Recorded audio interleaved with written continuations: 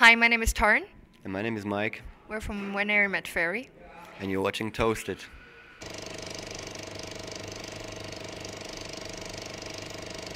You already have your own beer, I saw on Facebook. Yeah, we got sponsored by a Dutch beer company. Pretty good. Now, how does that happen actually? Because a lot of people will see that picture on Facebook, and it says you with the Heineken bottle and the band name on there. Well, actually, it was a gift by the beer company to us, so thank you very much for the lovely, lovely beer. It tastes much better when your name is written on the bottle. It's just fantastic. I can't wait to have my own beer with my name on it actually. Hey, you guys played yesterday. Beautiful, beautiful venue. How was the gig? It was great. Yeah, I mean, it was full all the time, and the venue was very, very beautiful. It was a classical venue with seated place and perfect for our music, I guess. Because you guys were looking forward to play here, right? I saw you post things online like "Can't wait to be at Eurosonic." Yeah, first of all, we love the Netherlands. It's the symbol of windmills, wooden shoes, and freedom. And we know that Dutch people are very kind and music-oriented public. So, and Eurosonic, of course, is one of the most important festivals in the world. So, and it's a true honor to be here and play in such a grand place like the Grand Theatre. So we're really, really happy and excited about it for a long time. I think I've been talking about it for 6 months or something, We're excited. So you guys are happy to be here, and it's going on really well. Yeah, and the people are very nice because, when you're doing festivals, there's a lot of stress and you have very, very short period of time where you can actually, build up the whole thing, put up the instruments, do the sound check. It's like a short line check, a lot of stress. And I must say, we've been playing Reeperbahn, we've been doing Iceland Airwaves, and now Eurosonic, and it's very well organized here, and the people are very friendly. It's so much stress, and it's very easy actually to get into like in a kind of aggressive mood. But I must say, you people are quite cool. Do you think because everybody is hungover because they drink so much all the time? No, well, I'm from Iceland originally, and we drink a lot too, so we're friends on that level, for sure.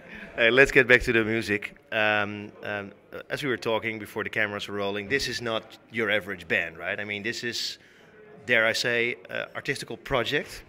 Yeah, it is, because there are many people who are working with us, like filmmakers and like his sister, who is responsible for the visual aspect of the band, a cameraman and a sound engineer, and all these guys are very invested into this project, and they give a lot to us, and that's very, very good. I mean, it's always much better to work with people who are involved because they want to, not because they get paid for.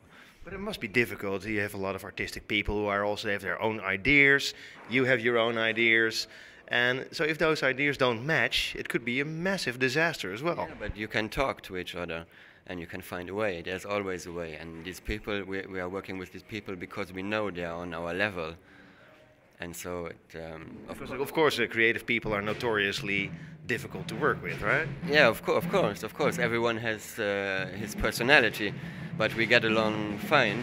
And sometimes, of course, there are discussions, but we talk like human beings, and we solve the problems if there is one. But how did you start this off, actually? Did you guys meet somewhere, or did somebody had this idea and you got together as a collective and it grew, or? Well, it actually all started in my living room 2 years ago. I was going through kind of a personal, bit rougher times, like, life is up and down, and I started with the first song, and my entourage, like my friends and my family members were like, "This is amazing. You should. This is the right track."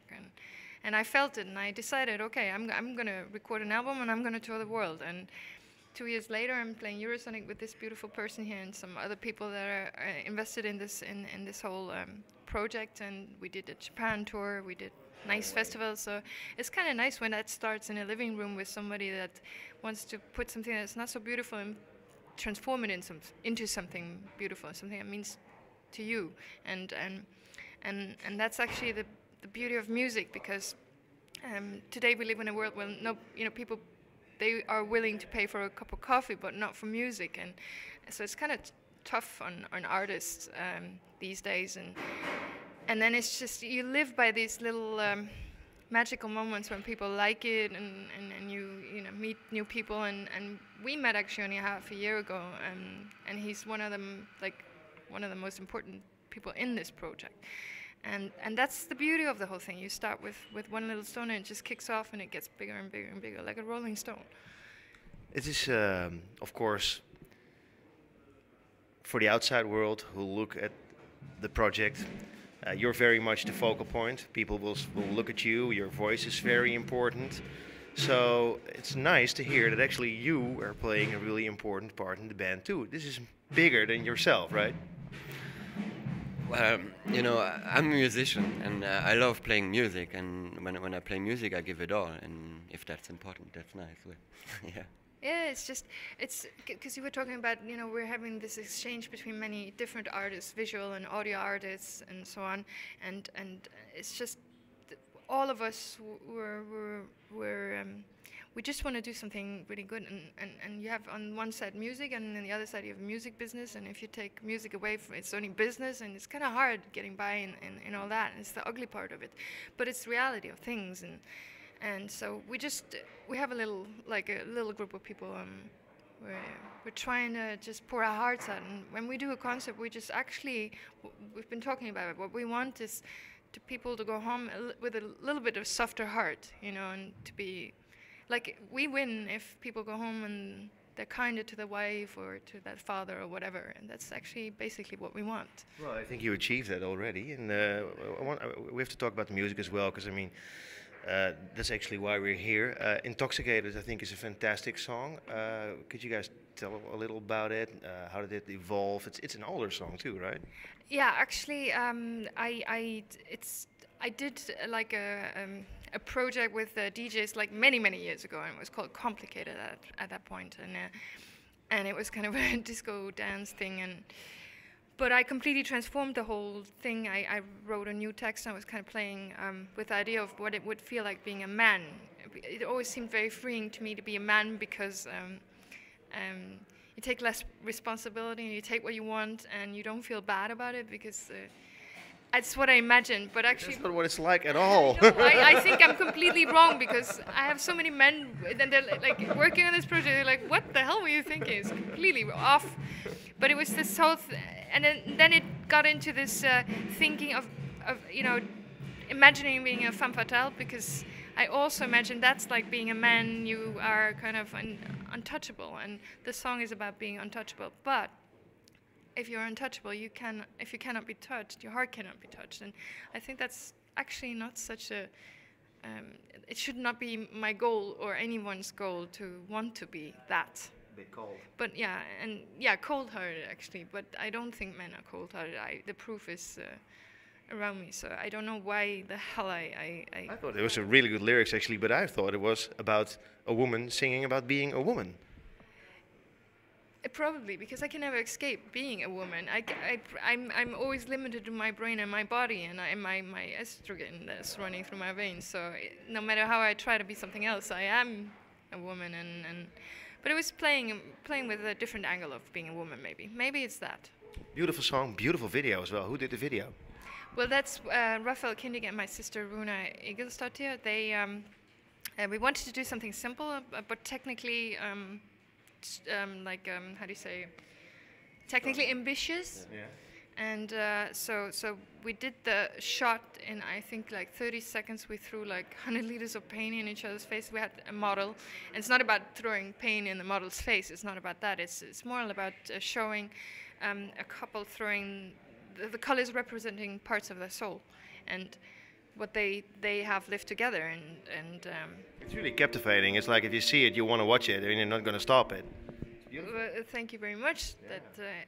We were quite happy. We've been getting actually some very nice reviews for that video, and also for the next one, Sanctify You, that we just released a couple of weeks ago. So we're excited about it. But that's the nice thing about it, is working with other artists, visual artists, who are doing this together with us.